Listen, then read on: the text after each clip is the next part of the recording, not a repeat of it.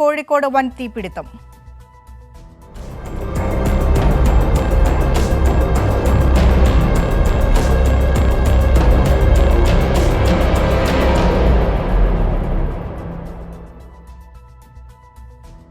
Kozhikode bus stand കെട്ടിടത്തിൽ വൻ തീപിടുത്തം. വൈകുന്നേരം 5 മണിയോടുകൂടിയാണ് തീപിടുത്തമുണ്ടായത്. പുതിയ ബസ് സ്റ്റാൻഡിലെ കാലിക്കറ്റ് ടെക്സ്റ്റൈൽസ് എന്ന സ്ഥാപനത്തിനാണ് തീപിടിച്ചത്.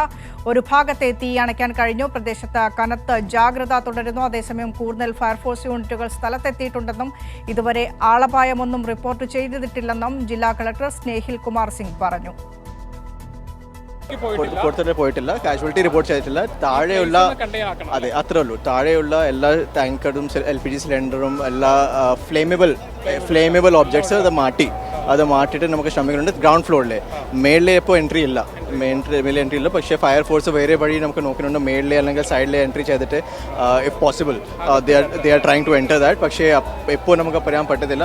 ആ ഓൺലി ട്രൈങ് ഇസ് ഇപ്പോൾ കണ്ടെയ്ൻ ആണ്. Let us try to keep it like that. ഇപ്പോൾ it will continue for some time I feel. കാരണം അതൊരു അല്ല അങ്ങനെ ഒരു ന്യൂസും ഇല്ല, അല്ലെങ്കിൽ ഒരു പ്രശ്നം എനിക്ക് വന്നിട്ടില്ല. പക്ഷേ താഴെ ഉള്ളത് എല്ലാം നമുക്ക് ഫ്ലേമബിൾ ഒബ്ജക്ട്സ് മാറ്റി.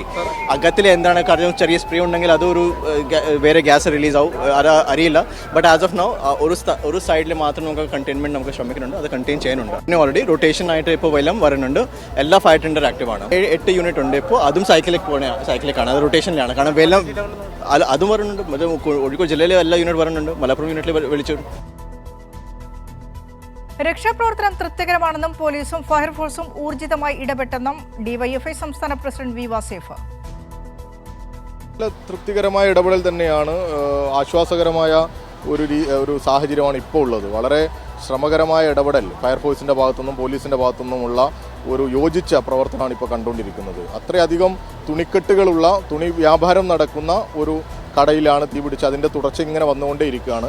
ആ തീ അണക്കാൻ വളരെ ശ്രമകരമായ ഇടപെടലാണ് നടത്തിയത്. അതിപ്പോൾ വിജയം കാണുന്ന തരത്തിലേക്കാണ് എത്തിക്കൊണ്ടിരിക്കുന്നത്. ഉടനെ തന്നെ ഈ തീ അണക്കാൻ സാധിക്കും എന്നാണ്. മറ്റുള്ളിടത്തേക്കൊന്നും തീ പടരാതിരിക്കാനുള്ള ജാഗ്രതയും കാണിക്കുന്നുണ്ട്. ഒരു ആളപായമില്ലാതെ, പ്രത്യേകിച്ച് ഈ മൊഫീസൽ ബസ് സ്റ്റാൻഡ് ഞായറാഴ്ച വൈകുന്നേരം എന്നൊക്കെ പറഞ്ഞാൽ വലിയ ആളുകളുണ്ടാകുന്ന സമയം. ഇവിടെയാണെങ്കിൽ ഇന്നൊരു പ്രകടനവുമുണ്ട്. ആ പ്രകടനത്തിൻ്റെ ഒരു തിരക്കും നഗരം സ്റ്റക്കായി നിൽക്കുന്ന ഒരു സാഹചര്യമൊക്കെ ആ സമയത്തുണ്ടായിരുന്നു. മറ്റേ MSFൻ്റെ ഒരു ജില്ലാ സമ്മേളനത്തിൻ്റെ എന്തൊരു പ്രകടനം, വലിയ ട്രാഫിക് ബ്ലോക്കായിരുന്നു. അതുകൊണ്ട് തന്നെയുള്ള കുറച്ച് വാഹനത്തിൻ്റെ തടസ്സവും കാര്യം. അതുകൊണ്ട് അവരൊക്കെ ഇവിടെ ഉണ്ടായിരുന്നു. അത്രയും ജനക്കൂട്ടം ഇവിടെ ഉണ്ടായിരുന്നു നഗരത്തിൽ. അവിടെയൊന്നും ഒരു അപകടവും സംഭവിക്കാതെ ഈ രക്ഷാപ്രവർത്തനത്തിന് ഫയർഫോഴ്സും പോലീസും ഒക്കെ വളരെ ജാഗ്രതയോടുകൂടി ഉണർന്നു പ്രവർത്തിച്ചു എന്ന് തന്നെയാണ് ഇപ്പോൾ ഈ സമയത്ത് പറയാനുള്ളത്. ചേതൻ സാജൻ കോഴിക്കോട് നിന്ന് തത്സമയം ചേരുന്നു. ചേതൻ, നിലവിലത്തെ അവസ്ഥ എന്താണ്? നമ്മുടെ ഫയർഫോഴ്സ് യൂണിറ്റുകളുടെ അശ്രാന്ത പരിശ്രമം ഏറെക്കുറെ ഫലം കണ്ടു എന്ന് തന്നെ പറയേണ്ട അവസ്ഥയിലാണ് എന്ന് മനസ്സിലാക്കുന്നു. തീ ഏറെക്കുറെ നിയന്ത്രണ വിധേയമായി അല്ലേ?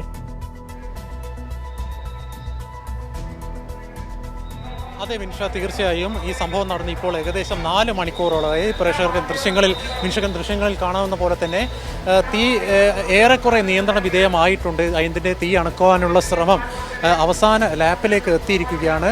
ഏതാനും പരമാവധി നമ്മൾ പ്രതീക്ഷിക്കുന്നത് 1 മണിക്കൂറിനകം തന്നെ തീ പൂർണ്ണമായും നിയന്ത്രണ വിധേയമാക്കാൻ സാധിക്കും എന്നാണ് നമ്മൾ പ്രതീക്ഷിക്കുന്നത്. ഇപ്പോൾ ഈ ബസ് സ്റ്റാൻഡ് പരിസരത്ത് നിന്ന് ജനങ്ങളും അതുപോലെ തന്നെ മറ്റ് മാധ്യമപ്രവർത്തകരൊക്കെ മാറി നിൽക്കണം എന്നുള്ള അഭ്യർത്ഥനയാണ് ഇപ്പോൾ പോലീസ് പ്രധാനമായും അനൗൺസ്മെൻറ്റ് നടത്തുന്നത്. കൂടുതൽ ഫയർഫോഴ്സ് യൂണിറ്റ് ഇവിടെ എത്തിയിട്ടുണ്ട്. ഏകദേശം 15ഓളം ഫയർഫോഴ്സ് യൂണിറ്റ് തന്നെ ഇവിടുന്ന് എത്തിയിട്ടുണ്ട്. അതുപോലെ തന്നെ കരിപ്പൂർ വിമാനത്താവളത്തിൽ നിന്നുള്ള എമർജൻസി വാഹനവും ഇവിടെ എത്തിയിട്ടുണ്ട്.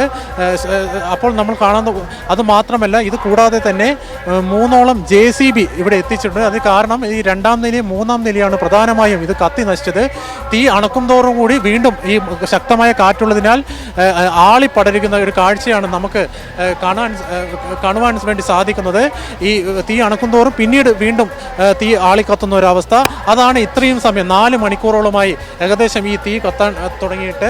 നമ്മുടെ കൂടെ ഇപ്പോൾ ചേരുന്നത് വനമന്ത്രി AK ശശീന്ദ്രനാണ്. ഈ ജില്ലയിലെ MLA കൂടിയാണ് അദ്ദേഹം. മിനിസ്റ്റർ, ഈ ഘട്ടത്തിൽ എന്താണ് മിനിസ്റ്റർക്ക് ഇപ്പോൾ പറയാനുള്ളത്? ഇപ്പോൾ ശുഭപ്രതീക്ഷയോടുകൂടിയാണ് ഈ തീയണക്കൽ പ്രവർത്തനങ്ങളിൽ ഏർപ്പെട്ടിരിക്കുന്ന വിവിധ വിഭാഗം സേനകൾക്ക് തോന്നുന്നത്. അപ്പോൾ അത് പെട്ടെന്ന് പൂർണ്ണ നിയന്ത്രണത്തിലാക്കാൻ കഴിയുമെന്ന പ്രതീക്ഷ ഇപ്പോൾ ഉണ്ട്. കാരണം ഏതാണ്ട് നിയന്ത്രണ വിധേയമായ ഒരു നിലയിലാണ് ഇപ്പം പോകുന്നത്. എന്നാലും പൂർണ്ണമായും ഇത് നിയന്ത്രിച്ചു വെച്ചതിന് ശേഷം മാത്രമേ ഈ പ്രക്രിയ അവസാനിപ്പിക്കുകയുള്ളൂ. നിലവിൽ മിനിസ്റ്റർ സാറ്റിസ്ഫൈഡ് അല്ലേ ഇവിടുത്തെ തീയണക്കുള്ള പ്രവർത്തനം?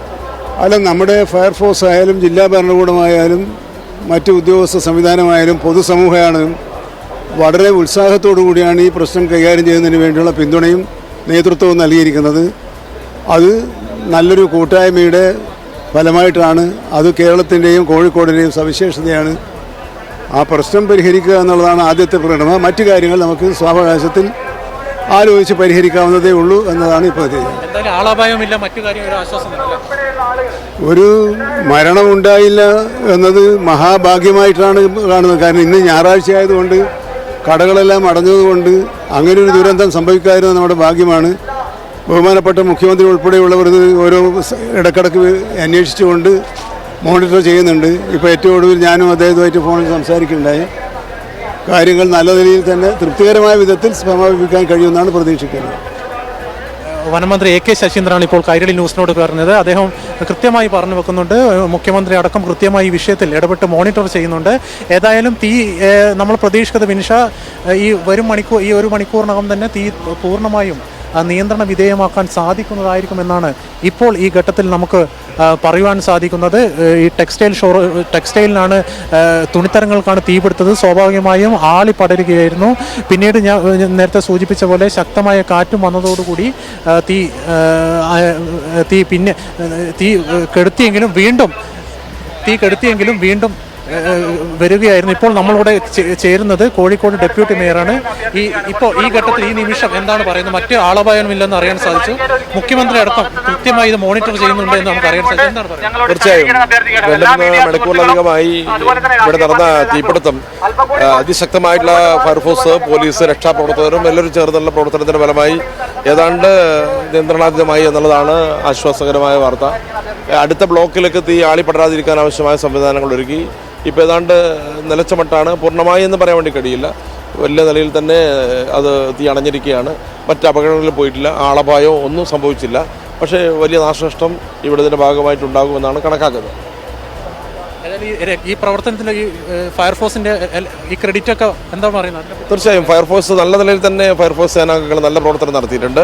വലിയ ക്രെഡിറ്റ് അവർക്ക് കൊടുക്കേണ്ടതാണ്. പോലീസ് അതിനോട് ചേർന്നിട്ടുണ്ട്. കോഴിക്കോട് കോർപ്പറേഷനും ജില്ലാ ഭരണകൂടവും ഇവിടുത്തെ രക്ഷാപ്രവർത്തകരും സർക്കാർ സംവിധാനങ്ങളാകെയും വലിയ നിലയിൽ തന്നെ കൂട്ടായ്മയിലൂടെയാണ് ഈ പ്രവർത്തനത്തിനാകെ നേതൃത്വം കൊടുത്തത്. ഒരു വലിയ കോഴിക്കോടിനെ സംബന്ധിച്ചിടത്തോളം മുൻകാലങ്ങളിലുണ്ടായ എല്ലാ സംഭവങ്ങളിലുണ്ടായിട്ടുള്ള മാതൃകയായിട്ടുള്ള രക്ഷാപ്രവർത്തനമാണ് ഇവിടെ നടന്നുകൊണ്ടിരിക്കുന്നത്. അതിൻ്റെ ആശ്വാസം ഇവിടെ ഉണ്ടായിട്ടുണ്ട്. ഏതാണ്ട് അണഞ്ഞിരിക്കുക മട്ടാണ് ഇപ്പോൾ നമ്മുടെ മുമ്പിലുള്ളത്. ഈ അപകട വാർത്ത വന്ന ഉടനെ ധാരാളം ജനങ്ങൾ ഇവിടെ കൂടിയിരുന്നു. പക്ഷേ കൃത്യമായി അവർ പോലീസിൻ്റെ നിർദ്ദേശം അനുസരിച്ച് ഇവിടെ കൂടി നിൽക്കരുതെന്ന് പറഞ്ഞാൽ അവർ ശാന്തമായി പിരിഞ്ഞു പോകുന്നതാണ്. ഇതൊരു മികച്ചൊരു മാതൃക. തീർച്ചയായും അതൊരു വലിയ എടുത്തു പറയേണ്ട ഒരു കാര്യമാണ്. കോഴിക്കോടിനെ സംബന്ധിച്ചിടത്തോളം പ്രത്യേകിച്ചും ബസ് സ്റ്റാൻഡിലാണ് ഈ സംഭവവികാസം നടക്കുന്നത്. ബസ് സ്റ്റാൻഡിൻ്റെ പ്രവർത്തനം തൽക്കാലത്തേക്ക് ബ്ലോക്ക് ചെയ്യപ്പെട്ടു, ട്രാഫിക് ബ്ലോക്ക് ചെയ്യപ്പെട്ടു. ഇങ്ങോട്ട് ജനങ്ങൾ വരാതിരിക്കാനുള്ള സംവിധാനം പോലീസ് നല്ല നിലയിൽ നിയന്ത്രിച്ചു. അതിനോടൊക്കെ ജനങ്ങൾ നന്നായി സഹകരിച്ചു. അതുകൊണ്ട് തന്നെ രക്ഷാപ്രവർത്തനം നല്ല നിലയിൽ കുഴപ്പമില്ലാതെ പൂർത്തീകരിക്കാൻ വേണ്ടി കഴിഞ്ഞു എന്നുള്ളത് വലിയൊരു ജനങ്ങളുടെ സഹകരണം എടുത്തു പറയേണ്ടതാണ്. വിൻഷ അത് തന്നെയാണ് എടുത്തു പറയാനുള്ളത്. ഈ കോഴിക്കോടിൻ്റെ പ്രത്യേകിച്ച് കോഴിക്കോടിൻ്റെ സവിശേഷമായൊരു സാഹചര്യം, ഈ അപകട വാർത്തയൊക്കെ കാരണം നേരത്തെ ധാരാളം ജനങ്ങൾ ഈ ബസ് സ്റ്റാൻഡ് പരിസരത്ത് ഒത്തുകൂടിയിരുന്നു. ഇത് ഈ തീ അണുക്കാനുള്ള ശ്രമത്തിന് വലിയ രീതിയിൽ ബാധിച്ചിരുന്നു. വടം കെട്ടി ജനങ്ങൾ വിലക്കേണ്ട ഒരു അവസ്ഥയൊക്കെ എത്തിയിരുന്നു. എങ്കിലും പോലീസിൻ്റെ നിർദ്ദേശം അവർ കൃത്യമായി അനുസരിച്ചു.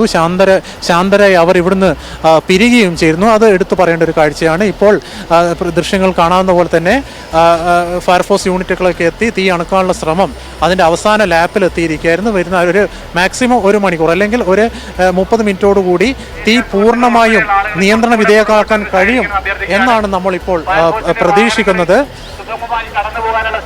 പോലീസ് അനൗൺസ്മെൻറ്റും കേൾക്കാം. ഫയർഫോഴ്സ് വാഹനങ്ങളൊക്കെ സുഗമമായി പോകാൻ വേണ്ടി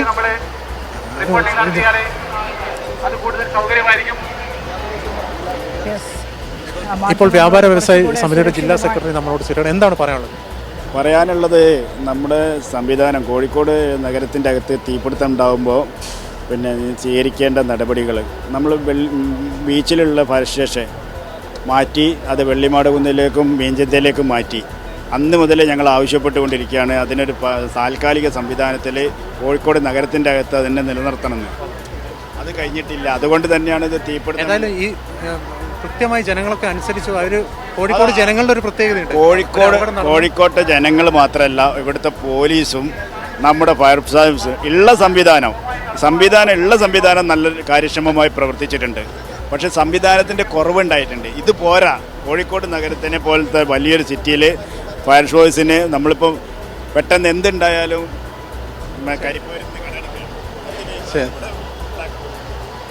വിൻഷ, നമ്മളിപ്പോൾ ഇവിടെ ദൃശ്യങ്ങളൊക്കെ കാണുന്നത് പോലെ തന്നെ അതിൻ്റെ ഈ തീ അണക്കാനുള്ള ശ്രമമൊക്കെ അന്തിമഘട്ടത്തിലാണ്. ഈ JCB ഉപയോഗിച്ച് കടകളുടെ ഈ രണ്ടാം നില അല്പം പൊളിച്ച് അങ്ങോട്ടേക്ക് കടക്കാനുള്ളതാണല്ലോ ഏറ്റവും വലിയ വെല്ലുവിളിയായിരുന്നത്. കടയ്ക്കുള്ളിൽ തീപിടുത്തം കടയ്ക്കുള്ളിൽ കയറി നിയന്ത്രണ വിധേയമാക്കിയാൽ മാത്രമേ പൂർണ്ണമായും തീ കെടുത്താൻ കഴിയുകയുള്ളൂ എന്ന് ഫയർഫോഴ്സ് ഉദ്യോഗസ്ഥരൊക്കെ പറഞ്ഞിരുന്നു. അത്തരത്തിൽ കടയ്ക്കുള്ളിൽ കയറാൻ കഴിഞ്ഞോ?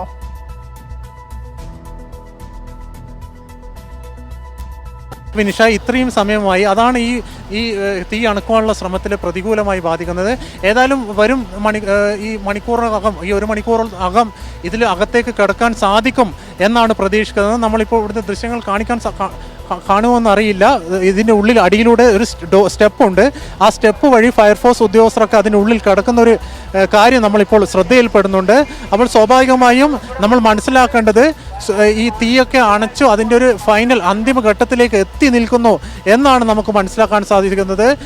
ഇതിനുള്ളിൽ കടന്നതിൽ മാത്രമേ എത്രത്തോളം നാശനഷ്ടങ്ങൾ ഉണ്ടായോ ഈ നിമിഷത്തിൽ നമുക്ക് പറയാനുള്ളത് യാതൊരു ആളപായമില്ല. അത് തന്നെയാണ് ഡെപ്യൂട്ടി മേയറും വനമന്ത്രി AK ശശീന്ദ്രനുമൊക്കെ സാക്ഷ്യപ്പെടുത്തുന്നത്. ഈ നിമിഷം വരെ ആളപായമൊന്നും ഉണ്ടായിട്ടില്ല. ഈ തീപിടുത്തം നടക്കുമ്പോൾ തന്നെ ഈ കടയിലുള്ള മുഴുവൻ ജീവനക്കാരും ഓടി രക്ഷപ്പെടുകയാണ്. അതുകൊണ്ട് വൻ ദുരന്തമാണ് ഒഴിവായത്. ഇപ്പോൾ നമുക്ക് ഇവിടുന്ന് കാണാൻ സാധിക്കുന്നത് ഈ സ്റ്റെപ്പ് വഴി ഈ വെള്ളം തളിച്ച തീ അടക്കാനുള്ള ശ്രമമാണ് കാണാൻ സാധിക്കുന്നത്. ഏതായാലും നേരത്തെ സൂചിപ്പിച്ചതുപോലെ തന്നെ കുറേ ഈ പ്രദേശത്ത് നല്ല തോതിൽ കാറ്റുണ്ടായിരുന്നു. അതുമാത്രമല്ല കറുത്ത പുക നല്ല രീതിയിൽ വ്യാപിച്ചിട്ടുണ്ടായിരുന്നു. പക്ഷേ ഇപ്പോഴങ്ങനെയല്ല. കാറ്റും അതുപോലെ തന്നെ ഈ പുക അല്പം ശമിച്ചിട്ടുണ്ട്. ഈ കടയുടെ ഏതാനും ചില ഭാഗങ്ങൾ മാത്രമാണ് ഇപ്പോൾ തീ പിടിക്കുന്നത്. ഇപ്പോൾ പ്രേക്ഷകർക്ക് ദൃശ്യം സൂചിപ്പിച്ചു വന്നതുപോലെ തന്നെ കോഴിക്കോട് കാലിക്കറ്റ് ടെക്സ്റ്റൈൽസ് കെട്ടിടത്തിൽ ഉണ്ടായ തീപിടുത്തം ഏറെക്കുറെ നിയന്ത്രണ വിധേയമായിരിക്കുന്നു. കഴിഞ്ഞ 4 മണിക്കൂറുകളായുള്ള ഫയർഫോഴ്സ് യൂണിറ്റിന്റെ അശ്രാന്ത പരിശ്രമം ഏറെക്കുറെ ഫലം കണ്ടു എന്ന് തന്നെ വേണം പറയാം. പ്രേക്ഷകരെ, ഈ കാലിക്കറ്റ് ടെക്സ്റ്റൈൽസ് നിലനിൽക്കുന്ന ഒരു ഭൂമിശാസ്ത്ര പശ്ചാത്തലം എന്ന് പറയുന്നത് ഒരു ഓവൽ ഷേപ്പുള്ള കെട്ടിടമാണ്. ഈ കാലിക്കറ്റ് ടെക്സ്റ്റൈൽസിൻ്റേത് ബഹുനില കെട്ടിടമാണ്. 3 നിലകളായി പ്രവർത്തിച്ചു വരുന്ന കെട്ടിടമാണ്.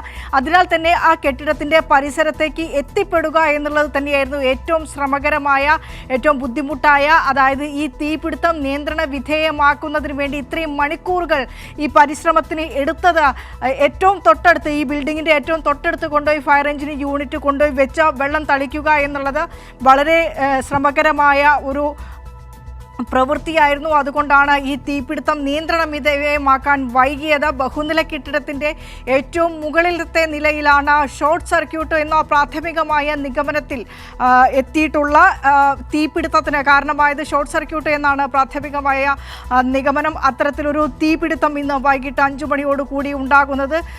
ആ സമയത്ത് തന്നെ തീപിടുത്തം ഉണ്ടായി എന്ന വിവരം പുറത്തു വന്നതിനുടനെ തന്നെ കോഴിക്കോട് വെള്ളിമാടുകുന്നിൽ നിന്നും മെഡിക്കൽ കോളേജിൽ നിന്നും മുക്കത്തു നിന്നും മീഞ്ചന്തയിൽ നിന്നുള്ള ഫയർഫോഴ്സ് യൂണിറ്റുകൾ കാലിക്കറ്റ് ടെക്സ്റ്റൈൽസ് പരിസരത്തേക്ക് പാഞ്ഞെത്തുന്നു. മാനാഞ്ചിറയിൽ പോയി വെള്ളം നിറച്ച് റൊട്ടേഷൻ സംവിധാനത്തിൽ അവിടെ രക്ഷാപ്രവർത്തനങ്ങൾ, തീ നിയന്ത്രണ വിധേയമാക്കാനുള്ള പ്രവർത്തനങ്ങൾ അവിടെ നടക്കുന്നു.